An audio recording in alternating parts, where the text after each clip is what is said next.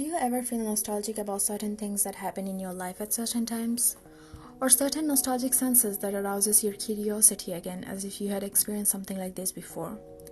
Well, in that case, nostalgia is described as a sentimental longing for memories or events in the past. Bittersweet feeling as it allows us to temporarily relive good memories but knowing that we cannot go back to the past. Nostalgia can be triggered easily since cues from the environment can allow our brain to remember memories from the past. For example, seeing a picture of an old friend might make us think about the time we spent with them, or maybe coming across a song that we used to listen to on repeat years ago.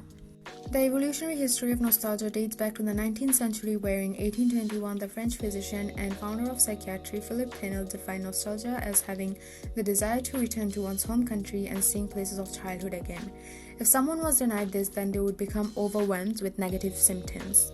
During this era, doctors viewed nostalgia as a disease or immigrant psychosis, which was where immigrants who entered the United States wanted to be back home with their families in Europe. However, as research progressed, scientists concluded that people who thought of fond memories ended up being more positive for their future.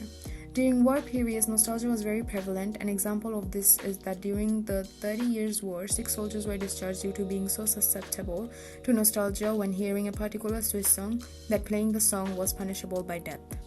Most of the time, nostalgia is triggered by sensory stimuli such as smell. This is because the nose is linked to the limbic system in the brain, which is where emotions are controlled.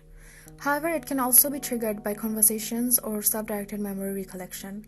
Once triggered, it activates metabolic activity and blood flow in regions of the brain such as frontal, limbic, and paralimbic systems.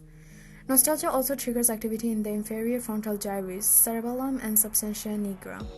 This activates the reward centers of the brain, which explains why it is a pleasant feeling. It combines the memory with the reward system, and this is why the stimulus needs chronological remoteness and emotional significance in order to trigger it.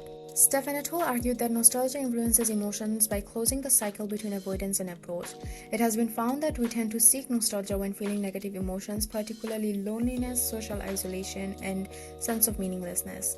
Zawasol showed that nostalgia is caused by coolness. Once the state of nostalgia had happened, feelings of warmth would increase.